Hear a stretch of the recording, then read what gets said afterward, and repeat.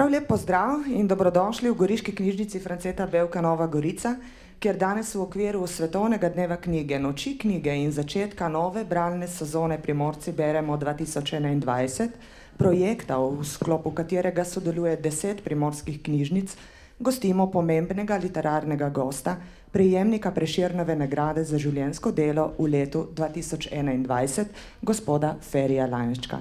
Gospod Lainšček, hvala, da ste se odzvali na naše povabilo in dobrodošli v naši sredi. Ja, lepo pozdravljeni, z velikim veseljem. Hvala lepa. Preden pa preideva na pogovor, mi dovolite, da vas še podrobneje predstavim, čeprav sem prepričana, da vas prav vsi poznajo, tako kot poznajo vaš ustvarjalni opus. Pri beletrini so avtorja takole predstavili. Feri Lainšček se je rodil leta 1959 v Dolencih na Goričkem. Živi in ustvarja v Murski Soboti. Je vsestranski avtor, ki piše prozo, poezijo, dramska besedila, filmske scenarije in radijske igre. Njegova dela so prevedena v več tujih jezikov. Kot avtor besedil sodeluje s številnimi slovenskimi pevci in skupinami. Prejel je več nagrad. Med njimi nagrado Prešernovega sklada za roman, ki jo je Megla prinesla leta 1995, nagrado Kresnik, ki je prejel dvakrat za roman Namesto koga roža cveti v letu 1992, Muriša leta 2007, v letu 2001 je prejel Večernico za mladinsko knjigo Mislice, Desetnico je prejel leta 2012 za knjigo Pesmi o Mišku in Bela miški, leta 2019 pa je za knjigo Prvotnost prejel priznanje Zlata hruška. Njegov literarni opus zajema več kot 100 raznovrstnih del, med katerimi je 30 romanov. Njegova literarna dela so doživela največ filmskih uprizoritev. Feri Lainšček je prejemnik Prešernove nagrade za življenjsko delo v letu 2021. Nagrado je prejel za delo na področju literature. V utemeljitvi je zapisano, da Lainščkovi literarni dosežki svojo visoko umetniško vrednostjo že skoraj 40 let pomembno bogatijo zakladnico slovenske kulture. V letu 2020 je pri beletrini izšel njegov roman z naslovom Kurji pastir, ki je takoj postal bralna uspešnica. Primorske knjižnice smo ga uvrstile v bralni seznam nove sezone Primorci beremo 2021, v slovenskih knjižnicah pa je trenutno ena izmed najbolj izposojenih in iskanih knjig. O romanu Kurji pastir bomo nekaj več izvedeli v nadaljevanju v pogovoru s pisateljem. Gospod Lainšček, tudi v našem imenu in v imenu vseh primorskih knjižnic iskrene čestitke za prejeto Prešernovo nagrado. Hvala lepa. Prejeti Prešernovo nagrado za življenjsko delo je velik dosežek. Čeprav ste pri svojem delu prejeli že nekaj pomembnih in uglednih nagrad. Kako ste to nagrado doživeli? Kaj vam pomeni? Predvsem je bila ta nagrada zame presenečenje. Seveda sem bil vesel, sprejel sem jo s spoštovanjem do vseh, ki so jo do zdaj prejeli. In to je v glavnem to. Zdaj pa živim naprej, kot sem živel doslej. No, nagrado ste prejeli ravno v času, ko je izšel vaš roman Kurji pastir. Za roman bi lahko dejali, da gre za avtobiografski roman, čeprav ni prav čisto tako. V njem opisujete vaše zgodnje otroštvo, življenje vaših staršev in rojstvo otroka, ki starše preseneti že v precej zrelostnem obdobju. Živeli ste v hudi revščini in pomanjkanju. Starša sta se pa celotno življenje borila in usmerila v to, da kljub težkim preizkušnjam ustvarita dom za vašo starejšo sestro, ki kmalu na to odide v Ljubljano in seveda potem tudi za vas. Ko se končno zdi, da bosta malce zadihala, ju pa preseneti nosečnost in rojstvo deteta, ki v njuna življenja vstopi čisto tiho in nepričakovano. Ja, ta roman je, moram spet tako reči, je tudi zame zdaj to, da je tako bran, pravzaprav presenečenje, ker je eno tako zelo intimno dejanje pisateljsko. Nisem ga pisal z neko veliko ambicijo v smislu tega, da bi bil zdaj neka uspešnica. Tudi nastal je pravzaprav, no, če tako povem, skoraj da po naključju. Namreč Mitja Čander, urednik Beletrine, me je nekako nagovoril za nekaj avtobiografskega in ker s to založbo dolgo časa že sodelujem, sem zelo hitro rekel ja. Potem sem se pa znašel v neki zadregi. Namreč izhajal sem iz prepričanja, da se otroštva lastnega zelo spominjamo. In verjetno vsi živimo v tem nekem prepričanju, ampak ko sem se seveda znašel pred nalogo, da bi o njem pisal, sem ugotovil, da ta moj spomin ni tako zelo zanesljiv, kot se mi je zdelo. Predvsem pa, da imam nek selektiven, zdravilni spomin, ki praktično pomeni to, da vse tisto slabo pozabiš in se samo lepega spominjaš.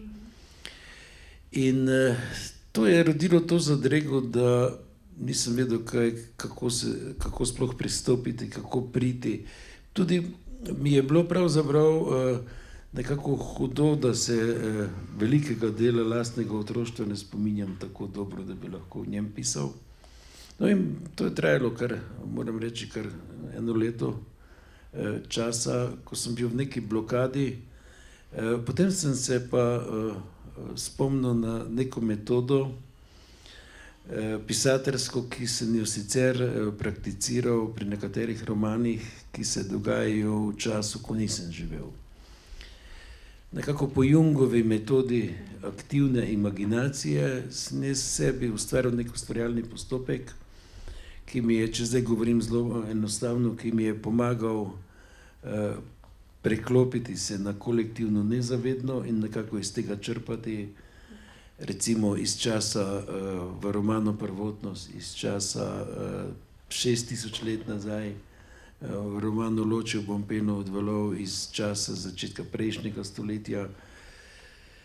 Ta ideja je seveda na en način bila mi izzivalna, na drugi strani sem se je bal in sem zdaj potem zbiral pogum, da se res vrnem na ta način v lastno otroštvo.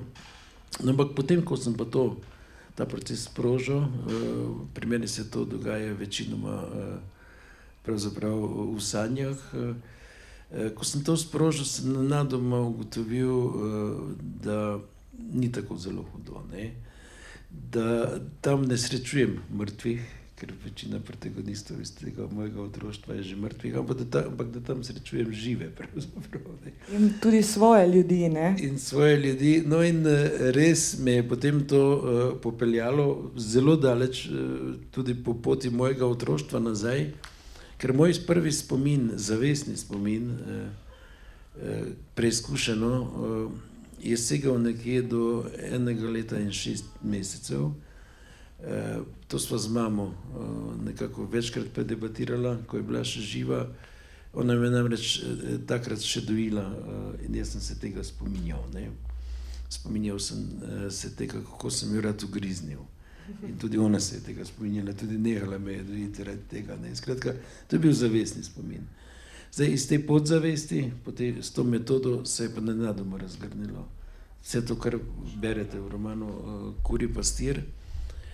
In se seveda nakopičilo, no, če še malo nadaljujem, ker je pravzaprav na nek način anekdotično, ker ko sem začel pisati, ko mi je steklo, je pa šlo pravzaprav zelo, kako bi rekel, zelo fajn in sem bil že na 160. strani, pa sem bil komaj 2 dni star v romanu in sem tega mojega urednika Mitjo Čandra potem poklical in sem mu rekel, glej, imam težavo, ne, 2 dni sem star, pa to, ki je že napisano, a bi za 1 leto midva prestavila. Izid je on je rekel, glej, že za 1 leto smo itak prestavili, zdaj pa ne moramo več bralce vleči za nos, zdaj kako daleč prideš, napiši in nadaljeval boš v naslednji knjigi, koliko rabiš knjig, da to upišeš. In jaz na pamet rekel, glej, 3, ne, to je potem trilogija, on je rekel, v redu. In tako je potem nastala iz tega trilogija, ne, ni bilo nič, ne, če ste sledili, pravzaprav nič ni bilo po načrtu, ampak se mi zdi, da je verjetno zmeraj tako, ne, da zmeraj najboljše stvari nastanejo tako, da se rojevajo nekako same iz spontano, sebe. Ne? Spontano in same iz sebe. To je zgodba o tem Kurjem pastirju, zelo taka. Je še to, da seveda sem jaz razgrnil to svoje otroštvo zdaj mrgoli okoli mene zgodb, nešteto spominov se mi je obudilo in pravzaprav, ko sem pisal prvi roman, sem jaz že nosil veliko v glavi tudi to, kar bo sledilo v nadaljevanju iz drugega romana, ampak sem si namenoma vzel nek predah, tako da bo naslednji roman, drugi del bo izšel, če bo vse po sreči, naslednje leto. Ne, tako, nisem hotel, da bi zdaj to, kar sem ujel, to veliko ribo, da bi jo zdaj takoj... Ne, taka je zgodba, no. Hvala lepa. Predlagam, da si v nadaljevanju prebereva oziroma poslušava en odlomek iz knjige, ko se Trejska, vaša mama, zave o nosečnosti. Ja, lahko preberem. Super.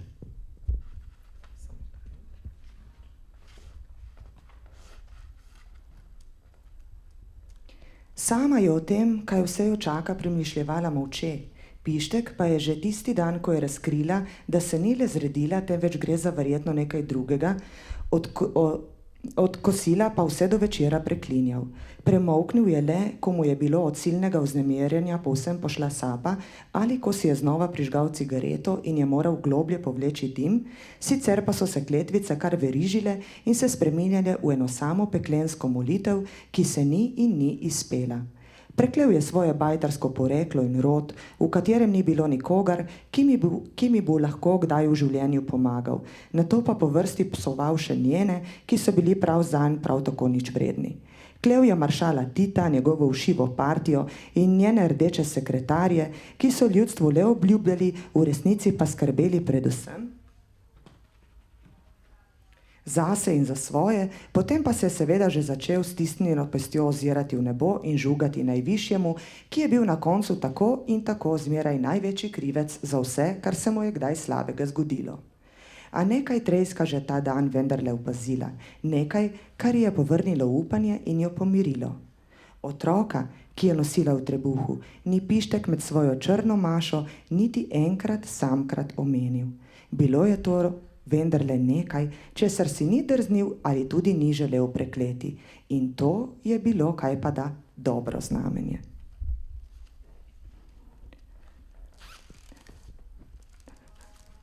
V romanu opisujete prva 2 meseca vašega življenja. Da ste lahko priklicali v spomin vse tiste dogodke, ste omenili, da ste se že obrnili na metodo vračanja v času v spomin po Jungu. Kako ste pravzaprav prišli do te ideje? Odkje se vam je utrnila ta misel, da je to metoda, s katero si boste lahko pomagali pri pisanju? No, ta ustvarjalni postopek ima pri meni zdaj že res dolgo zgodovino. Pravzaprav je bilo usodno verjetno srečanje z Jungom oziroma z njegovim razumevanjem duše in duševnosti. Jaz sem Junga bral ne v originalu, ampak v srbskem jeziku so zelo dobri prevodi in odkrival, da mi veliko stvari o meni in o mojem ustvarjalnem postopku pravzaprav pojasnjuje. Namreč, če malo obrnem naokoli, meni se je dogajalo med pisateljevanjem v času te neke posebne občutljivosti, ko pač si skoncentriran, nekaj, kar se mi je zdelo pravzaprav paranormalno, kar se mi je zdelo tako neobičajno, da o tem nisem niti upal nikomor govoriti, ker bi me imeli za čudnega. Tako sem jaz takrat o tem razmišljal. No, Jung mi je pojasnil, da se mi pravzaprav ne dogaja nič tako zelo neobičajnega. In to je ta začetek mojega ukvarjanja z njegovim učenjem, na eni strani seveda ljubiteljsko kot s psihoanalitikom, ampak po drugi strani verjetno tudi kot z mistikom in upam se reči tudi modrecem, ki je marsikaj pojasnil, kar prej ni bilo znano. No, in ko sem se srečal s to metodo aktivne imaginacije, ki jo on pravzaprav zelo natančno popiše v svojih delih in je tudi sam prakticiral, to je pravzaprav cel proces nastajanja njegove rdeče knjige. Tisti, ki to bolje poznajo, itak vedo, o čem govorim. sem jaz nenadoma začutil, da to preprosto lahko uporabim pri ustvarjanju. In lahko povem na primeru, no, ker se mi zdi, da je to bil tisti usodni trenutek, ko sem jaz pisal roman Skarabej in Vestalka. To je en roman, tam ne vem točno letnico izida, ampak mislim, da 1985 ali nekaj takega. V tem romanu gre zgodba o tem, da znanstveniki v Ameriki razvijajo mikročip, na katerega bi lahko zapisali človekovo osebnost. Ta mikročip sem imenoval plenilec duše pravzaprav in je izhajal iz znanstveno-fantastične predpostavke, da se bo na tem mikročipu lahko shranila človekova osebnost, da bo človek lahko pravzaprav živel še po smrti. Ne? Znanost je šla v tem času v to smer. Ne? Marsikaj je to idejo tega romana potrdilo, ampak kaj želim povedati, ti znanstveniki so v tem romanu želeli uporabiti eno žensko, ki je bila medij, ki se lahko vživlja v duhovna bitja.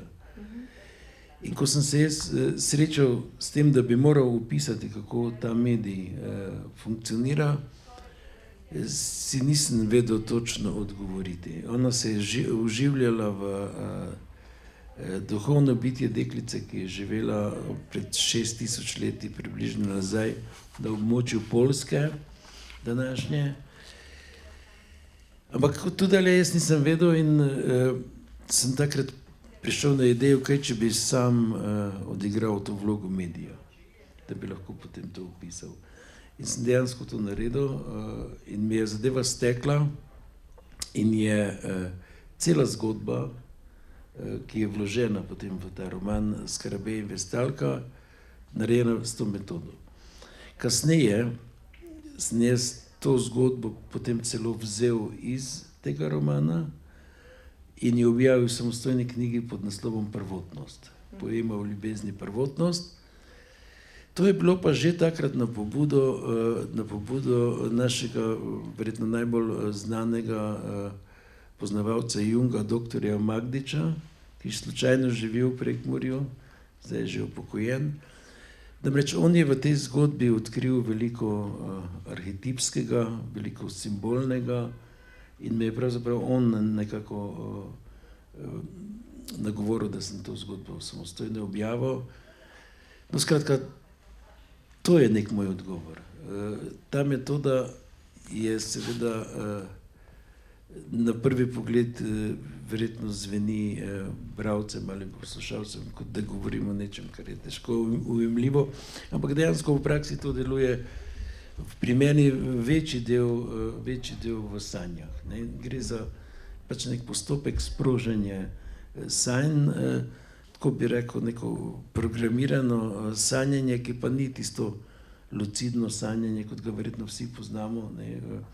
Tisto lucidno sanjanje se nam dogaja običajno, no? Pred jutranjim prebujenjem, ampak to je drugače. Ne? To je drugače.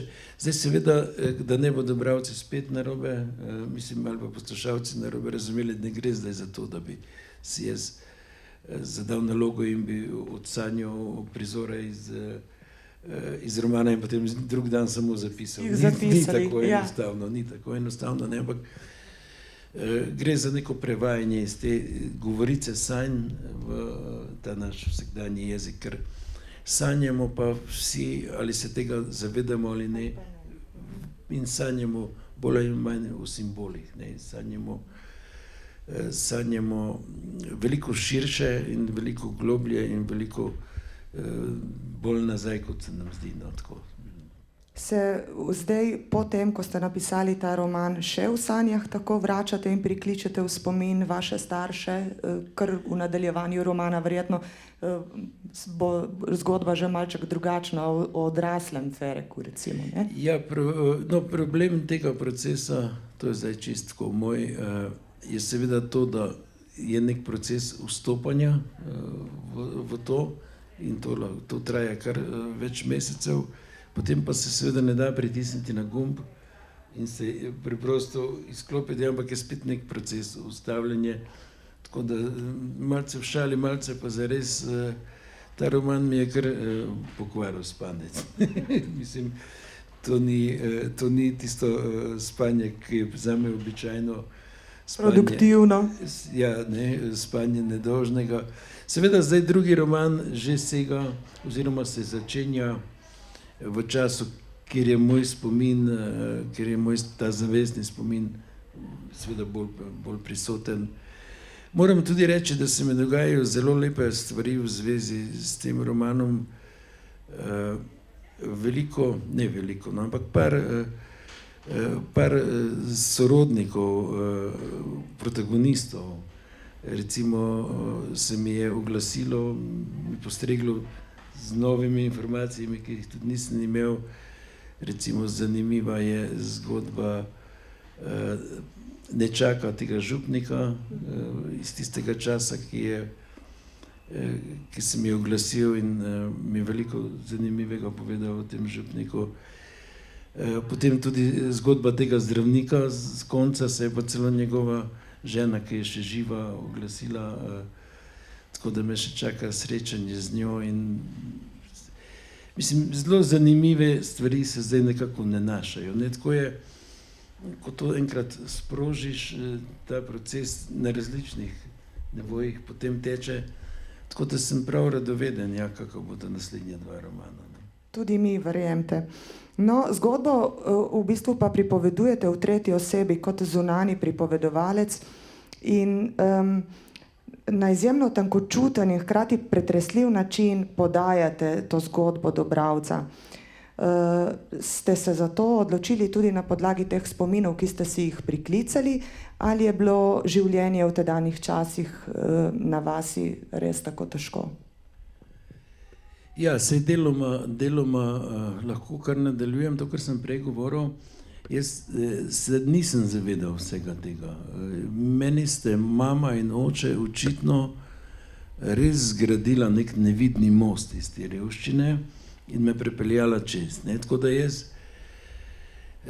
sem zmeraj otrokom po šolam razlagal zgodbo o mojem otroštvu na tak način, da sem rojen v hiši iz blata in slame, da smo bili neskončno revni, ampak da me je imela oče in mama zelo rada in da je zato bilo moje otroštvo lepo. In seveda zdaj, ko sem se na ta način vračal, sem naleteval na veliko stvari, ki niso bile lepe, ne? Ki so bile potlačene, ki so bile skrite, ki bi jih verjetno lahko nosil s sabo kot neko travmo, kot neko usodno zaznamovanost v slabem pomenu, ampak jaz dejansko tega nisem tako nosil in čutil. In marsikaj je bilo zame seveda po tem gibanju po podzavesti presenečenje v bistvu. Ne? Ampak razumem zdaj, da sta pravzaprav oče in mama me ves čas učila, kako kljubovati brez upov. Ne? Da je vsak nosi iz otroštva nek vzorec. Starši nehote ali pa hote polagamo v otroke neke vzorce.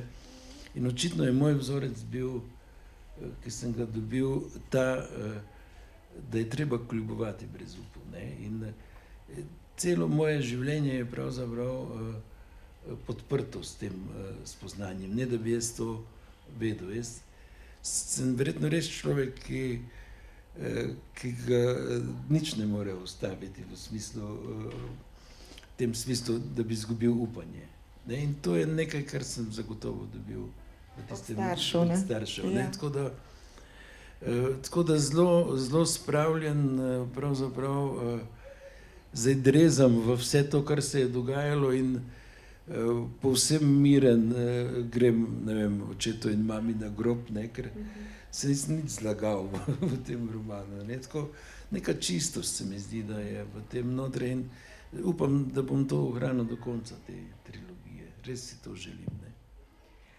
V bistvu je vodilo celega romana, vsaj meni se tako zdi, no, ljubezen. Ljubezen v vseh mogočih oblikah, ljubezen do otroka, drug do drugega, pa tudi med vaščani v res v takem krutem času, ko niso imeli nič. In tudi, če so bili ne vem kako skregani in sprti med sabo, ko je šlo za življenje, so pa le znali vsi skupaj stopiti, ne. In to se mi zdi tudi ena taka vrsta ljubezni, povezanosti, iskrenosti, ki ne moreš kar tako zanemariti.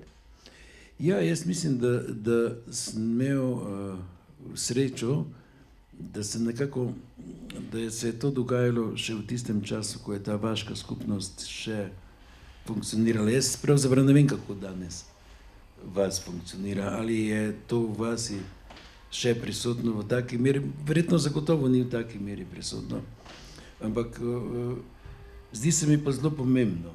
Ne? To je pravzaprav, zdaj če tako malce rečem, tisto kleno in žlahno slovensko podeželje, ne? Ki po moje še zdaj preseva. Ne vem, jaz se veliko, pred tem virusom sem se pač veliko gibal po Sloveniji in zmeraj, ko sem šel na nastop kamorkoli, sem si vzel čas, pa sem ugotavljal, da zmeraj odkrijem neko vas, v kateri še nisem bil, čeprav je Slovenija tako zelo majhna. Ampak kaj hočem povedati? Predvsem sem vse povsod naletel na ljudi, ki te sprejmejo, ki te pogostijo, ki ti pomagajo, če je treba. In to je nekaj, to me je zmeraj nekako navdihovalo in sem bil zmeraj pravzaprav jezen na to neko slovensko javno podobo, ki je povsem drugačna. Ne? Iz te neke slovenske javnosti zdaj žari, kot da smo Slovenci sprti med sabo, kot da smo zagrenjeni, kot da smo zavistni. To je neka javna podoba, ki je popolnoma napačna z moje perspektive. Na tem, vsaj na podeželju je še zmeraj to prisotno.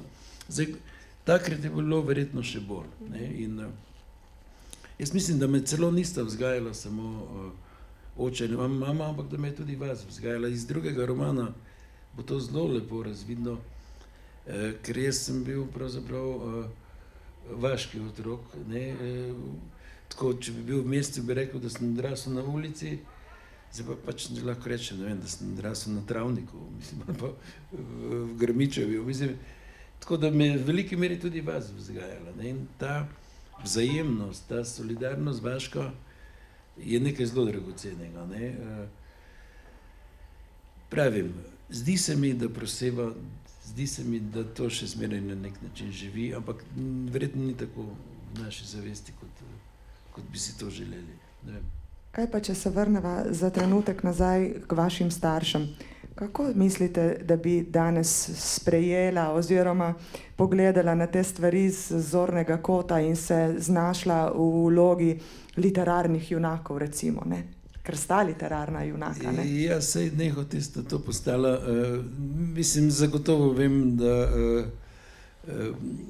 se mame ne bi preveč dotaknilo, zagotovo z tega ne bi želela, ne, pri vsej svoji skromnosti, ampak oče bi pa zagotovo rekel, da ni čisto tako vse, bi še imel kaj za dodati, ampak to sem že nekje povedal, ampak če bi pa v gostilni kdo rekel, da je roman slab, bi ga pa na vse kriple branil. Bi rekel, pa ga ti ne piši, če ga moreš. Tako bi nekako po moje se odzvalo. No, meni je bilo včasih tako, zdaj, ko sem brala ta roman, 3-krat sem ga prebrala, saj sem vam že povedala, tako mi je všeč. Se vam nisem verjel. Ja, pa sem ga. No, in najbolj zanimiv mi je bil ta odnos med Pištekom in Trejsko, ne. Kako sta si vsem tem hudem, kar sta prestajala in kar sta doživela, bila v laseh, ampak kadar je bilo treba skupaj držati, sta pa znala skupaj potegniti. In en tak odlomek mi je tako všeč, a lahko preberem. Super, hvala. Ok. Pištek je pač pištek, je običajno zmajevala. Ni zdrav, če ne napravi kaj po svoje, ga je oštevala in zagovarjala obenem. Ali nima pameti, ali nima sreče, je zmeraj ugotavljala. Na tihem ga je opravičevala in včasih zanj molila. Če ga je kdo le ošvrknil, se je zavzela zanj in ga branila, če pa je šlo res za nohte, mu je bila takoj ob strani. Tako sta se dobivala svoje vojne, se podpihovala in bodrila ali nergala in se tešila, ko se jima ni posrečilo. Mnogi so verjeli, da jo je tako združila revščina. Bili so prepričani, da jima je kaj drugega niti ni preostalo, zato so mogli videti, kako zelo sta bila povezana. Včasih je ona namesto njega jokala in včasih je on namesto nje preklinjal. Pripadala sta si na način, ki ga niso razumeli, zato sta šla marsikomu tudi na živce. Le kako lahko živi s tem divjakom, ki mu ni nič sveto, so se spraševali eni. Kako lahko živi s to siroto, ki mu vse sproti raztrosi, so se spraševali drugi. A zaman so čakali, da bo med njima res počilo. Naj sta namreč še tako kričala. In se lovila okrog hiše, na koncu sta spet skupaj sedela na pragu in se opravičevala drug drugemu. Ja, se kar vidim. Zanimivo je to, ne, da sta bila dejansko oba iz te vaške revščine. Ne. Vse takrat so bili mnogi revni, ampak ti njuni družini sta bili res zelo revni. In zanimivo je to, da ko sta se zaljubila in ko sta pač postala par in ko sta se hotela poročiti, nobena od teh družin ni soglašala. Njena mama je upala, da si bo našla nekoga malo manj revnega ali bogatega. In njeni so upali, da si bo on priženil neko, ki bo vse nekaj imela. Ne? Ampak ona dva sta trmasto potem vztrajala in sta morala oditi vsak od svojega doma in prijatelj, očetov prijatelj, mislim, da to v romanu omenjam, jo je potem dal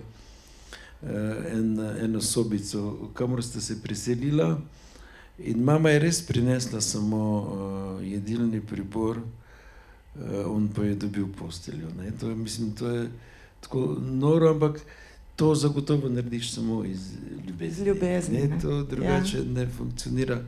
No in to je seveda del tudi njune trme, verjetno ni povezana samo s tem, da bi za otroke poskrbela, ampak verjetno tudi, no, to tako razmišljam, da bi pokazala tem svojim, da zmoreta. Ne? Tako da je neka gonilo, verjetno tudi ta neka želja, da bi dokazala, da gre. Ne? Ampak pravim, jaz se res tega v otroštvu nisem zavedal. Ne? Ni prišlo do mene. Ne? Prišlo je do mene vse to, kar piše, ne, ta očetova skipljivost in ne vem, taka čudna koleričnost in tista mamina pobožnost, ne, in spravljenost za svetom pravzaprav. Ampak nisem pa o tem razmišljal. Mama me je predvsem tako presenetila, ker je bila, če rečemo tako, en tak tudi free spirit je bila mama. Vsaj jaz sem jo tako doživela. Zadnjič sem si ogledala intervju, ko ste ga imeli v Novem mestu s Carmen Eloven v knjižnici in ste dejali, mama je hodila k ciganom tudi plesati. Seveda, mama je bila, kako bi rekla, noter je nosila žar življenja, tudi mama. Ja, in jaz sem celo mislil, no, to, če povem, jaz sem celo mislil, da bo mama osrednji protagonist tega prvega dela, oziroma tega romana, ker takrat sem mislil samo, da bo še en roman. In ko sem nekako snoval to, sem si pač zamišljal, da bom zagotovo največ pozornosti posvetil mami.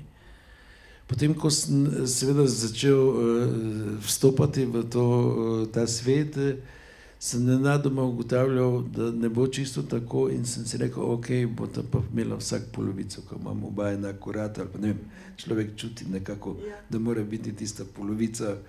In tako sem potem štartal s tem in potem je pa ta očetova vloga vse bolj izstopala in nenadoma sem ugotovil, da je seveda to v veliki meri romanov očetov. In verjetno zaradi tega, ker je ta njegov karakter težje na kratko popisati. Ne? Zelo rad bi pa bil, ne, takrat, ko sem pisal, da bi prišel do bralcev na prav način, tako da sem veliko več besed porabil, pravzaprav, da sem opisal očeta. Tudi to je del nekega postopka, neke spontanosti, ampak je pa tudi res, ne, da o tem bom pisal v drugem delu, da je bila mama pravzaprav potem veliko odsotna, ker je začela hoditi na sezonsko delo. In dejansko sem jaz tisto otroštvo tam od 4. leta, potem do osnovne šole, več preživel z očetom. Ne. Tako da mogoče je tudi to nek del neke nevezanosti. Skratka, zelo netipično je pravzaprav v mojem življenju. Ni nevarnosti tega Oidipovega kompleksa. Ne. Tako je neka navezanost tudi z očetom. Zagotovo se čuti to skozi roman, je pa čutiti tudi to, da so praktično vsi liki so tako živi, pristni, tako doživljaš jih, vsaj jaz sem jih tako doživela, tako kot da bi bila tam skupaj z vami in da bi spremljala vse, kar se dogaja na tej vasi, kako se stvari odvijajo, kako sprejemajo življenje in dojemajo stvari. Tako da to vam je izjemno uspelo, moram reči. Jaz moram pa reči, da to zelo rad slišim, ker je bil tisti moj največji pisateljski strah pravzaprav v tem, da to ne bo dovolj prišlo do bralcev. Tako da medalja ima dve plati in zdaj imam zelo rad to plat, ne, vašo. Prav iskreno povedano, prav iskreno. Ker na koncu, kakorkoli pišeš, se potem zagledaš v očeh bralcev. In na koncu, ker zmeraj je ta proces nekako tako poteka, da ko pišem, sem povsem v romanu, sem povsem v tej zgodbi, potem, ko končam, je tisti neki občutek izpraznjenosti in trenutek oddaljevanja, poslavljanja in popolnoma zgubim pravzaprav odnos do besedila. Samo še strah ostane, nek tak tihi strah, kaj pa če to sploh ni, če ne funkcionira. In potem preko bralcev se mi začne roman vračati. In zdaj sem že v tem procesu, ko vidim v bralčevih očeh, kak je ta roman. In ga pravzaprav skozi to dobivam nazaj in ga nekako na novo doživljate, verjetno. Na novo doživljam v bistvu. Ja. Tako da, in je seveda to lep občutek, ko potem vidiš, da deluje, da funkcionira, da pusti neko sled tudi v bralcu. Vsekakor. No, je pa še ena junakinja, bom rekla, v tem romanu, ker jo ne moreva kar tako spregledati, in to je Bela gospa Skito. Bela gospa Skito, mistična gospa Skito, ki se v romanu vsakič pojavi, ko se zgodi kakšna taka stvar, ki bom rekla, je nepričakovana. Na platnici jo tudi vidimo knjige, objema celotno družino in bom rekla, kar bdi nad njimi cel čas. Ja, to je zanimivo. V vsaki družini to opažam, no, tako je neka ta pot, ki pelje bolj, ne vem, v neko nematerialistično dojemanje sveta, no, tako bi rekel. In mama je s to potjo zagotovo povezana. In tudi verjetno bi lahko našel pot do tega mojega ukvarjanja z Jungom, tako da se preko mene ta zgodba verjetno v naši družini nadaljuje. Zdaj seveda to je čas 60 let nazaj na vasi, ko je bilo pravzaprav zanimivo vse skupaj. Namreč tista prvotnost, tisto poganstvo, tisto staro verstvo je še živelo pod to neko krščansko pozlato. Ker približno tako kot neka prekmorska gibanica je to razplasteno. Spodaj je seveda poganstvo, staro verstvo, vraže, vse to, kar recimo srečujemo po Istri, to, o čemer je Marjan Tomšič pisal, tu po Istri je zelo v Prekmurju prisotno pač svojo drugačno mitologijo. Potem je to krščanstvo, ki je na to nekako razpeto, spet s svojimi zgodbami, deloma je povzelo tiste zgodbe. In potem je pa še seveda prišla ideologija, se pravi neko drugačno ideološko razumevanje sveta, komunizem, socializem, vse to. In to je nekako, se teh ljudi na svoj način oprijemalo. Ni bilo to tako ločeno. No in to hočem reči, mama je seveda otrok tistega časa, ko so še na vasi rekli, da je katera čarovnica, če je krava poginila, so iskale tisto, ki je kot krastača prišla v hleb. Tako, ampak po drugi strani je mama pa seveda tudi res imela ta videnja, ta doživetja. In pravzaprav je bila odprta v to smer. Ampak z neko, samo še to bi rad dodal, ne z neko to, če zdaj tako ponazorim, črno magijo, ampak s to belo magijo je bila povezana. Zagotovo je niso prištevali med čarovnicami. Čeprav bi jo lahko, pa ne vem, 100 let ali pa 200 let nazaj sežgali na Grmadi. Ja, ampak zanimivo je bilo to, da te bele gospe ni samo mama videvala. V bistvu je to mogoče spet kaže, kako sta bila z očetom povezana. Ja, se je to, ta vila pravzaprav mamina bo šla še naprej skozi romane. Odlično. No, zdaj me pa zanima tudi to, naslov me zanima. Kurji pastir. A se to nanaša na prizor, ko se vaš oče Pištek, predvsem vaščani, nekako odloči, da iz tega malega Fereka, iz tega fantka, iz tega otroka, nekaj pa bo nastalo in ne samo kurji pastir? Ja, čeprav dejansko sem jaz postal kurji pastir kasneje, ker je zgodba taka, jaz v otroštvu, v prvi, drugi razred, zdaj govorim, bil obseden s knjigami. Jaz sem nosil iz tiste šolske knjižnice po 2 knjigi na dan in jih tudi še tisti dan prebral, če se je le dalo. In nisem bil v tem smislu kmečkih opravil za nobeno rabo. Tako da edino, kar so me potem s knjigo posadili ob njivo, ko je bila pšenica, da sem pazil, da niso šle kokoši pač v pšenico. In pa še tisto mi ni uspevalo, ko sem bral in so šle. Ampak tako se mi je prijel ta vzdevek kurji pastir. Tako da to je pravzaprav res. Ko sem pravi, nas čaka še v nadaljevanju potem. Ja, vsekakor. Okay. Dobro. No, rekla sva že, da je knjiga v bistvu trilogija in da je ta knjiga več ali manj v bistvu pripoved v okolju, v katerem ste živeli in v odnosu do staršev in tako naprej. Se pravi, v naslednjih 2 lahko pričakujemo kaj?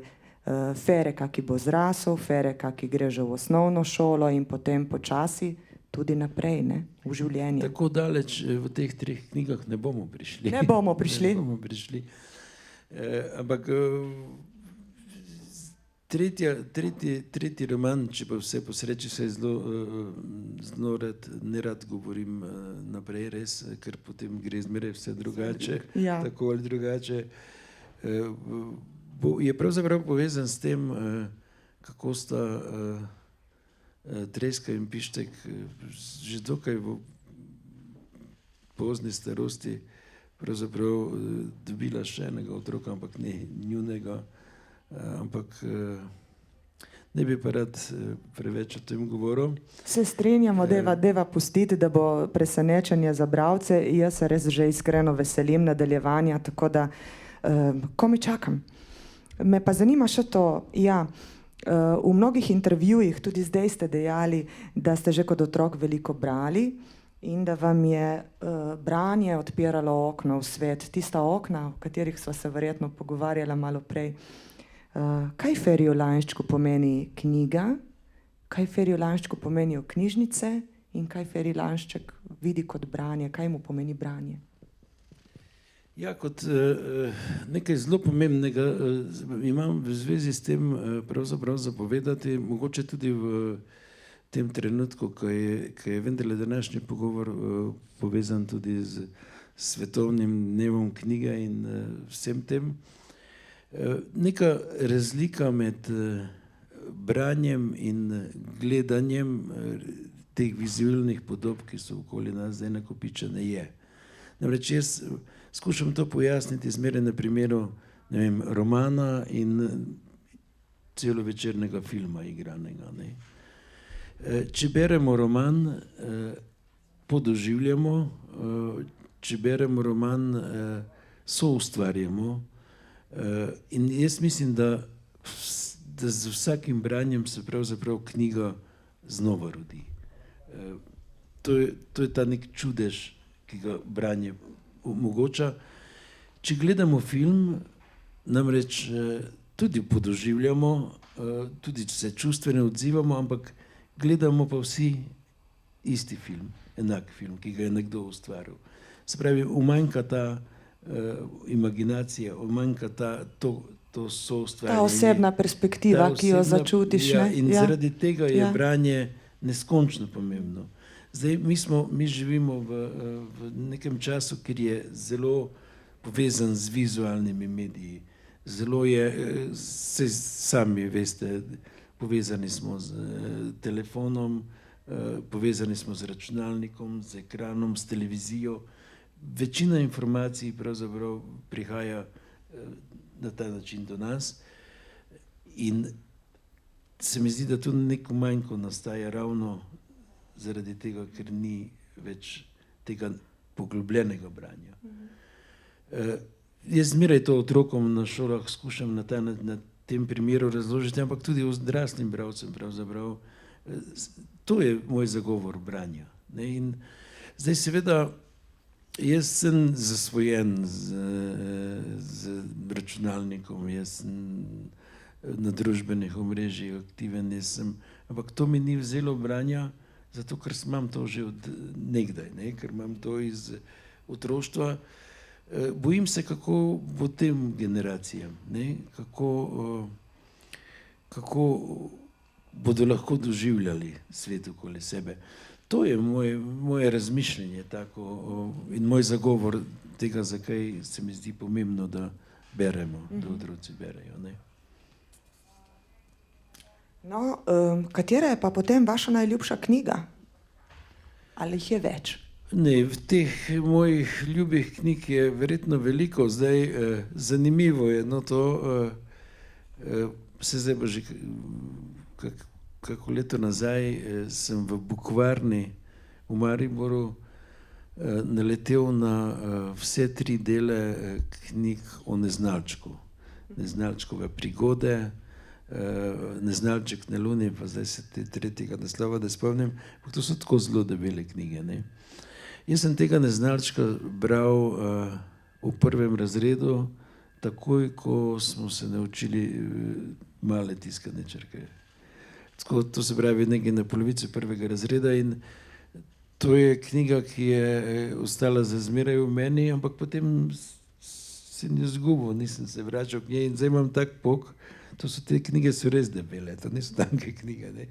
Vse 3 sem kupil v Bukvarni in me čakajo, da jih bom znova prebral, ker grem pogledat, kaj me je tako zelo fasciniralo. Že takrat. Že takrat v otroštvu. Super.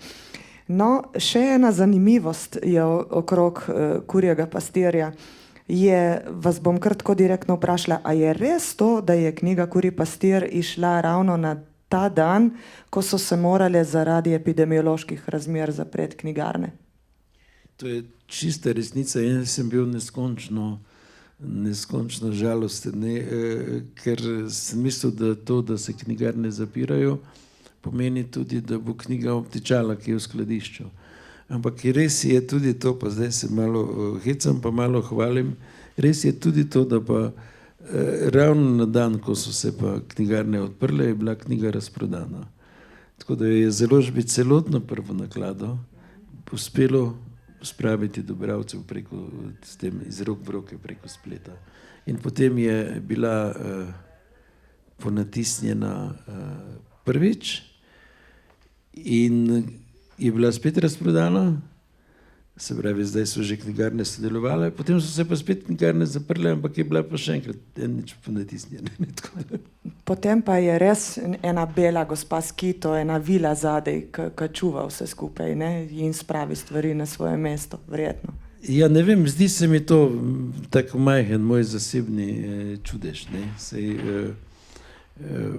Res, to, kar sem povedal na začetku, nisem razmišljal o tem, kako bo ta roman šel do bralcev, in ni me to vznemirjalo, ker je res neko moje intimno, ampak zelo podobno se mi je zgodilo že v življenju pravzaprav z mojo poezijo, ne? Ker sem jo tudi praktično pisal tako zelo intimno, potem je pa kar šla med ljudi. Skoraj ne verjamem, da obstaja kdo, da je ne pozna.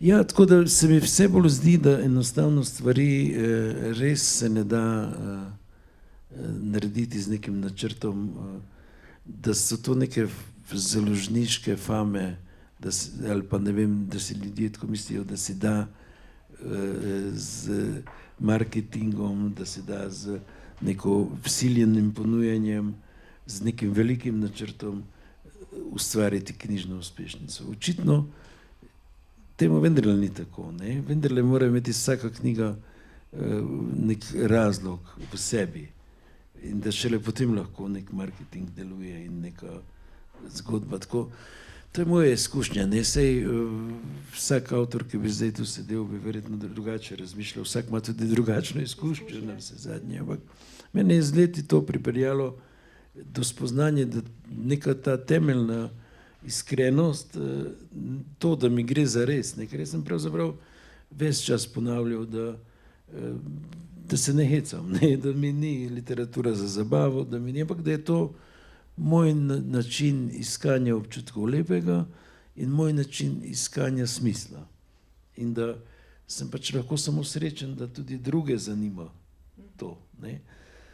V tem krogu se nekako gibljem. Sej mogoče, nemogoče, zagotovo sem kdaj kaj napisal vmes z drugačnim konceptom, ne?